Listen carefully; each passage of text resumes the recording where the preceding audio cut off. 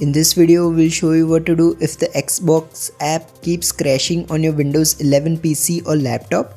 So to fix this, what you need to do is first search for the Xbox app. Here you will need to select this app settings option. Now in the settings window that opens, what you need to do is scroll down and then click on this terminate option. Next, click on this repair button. Now simply wait for a few seconds.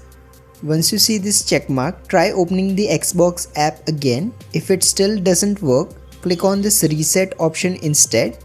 After resetting the app, try opening the Xbox app one more time. If it still won't work, head to the search menu and then type in services. Now select the first result that appears.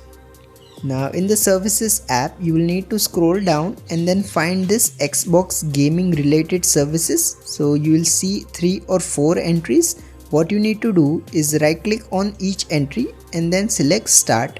So this will ensure that each of the service is running as expected. Once you have done that, double click on each service and change their startup type to automatic. Now hit apply followed by OK. So repeat this for all the Xbox services. So set them to automatic and then hit apply followed by OK.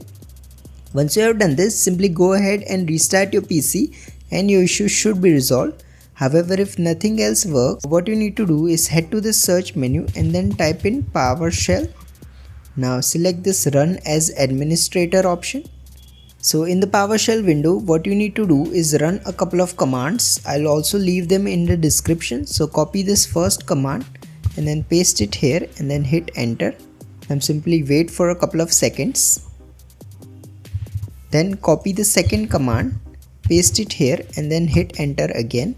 So this will open the Microsoft Store on your PC and give you the option to install the gaming services. So simply click on install. Now wait for the gaming services to be installed.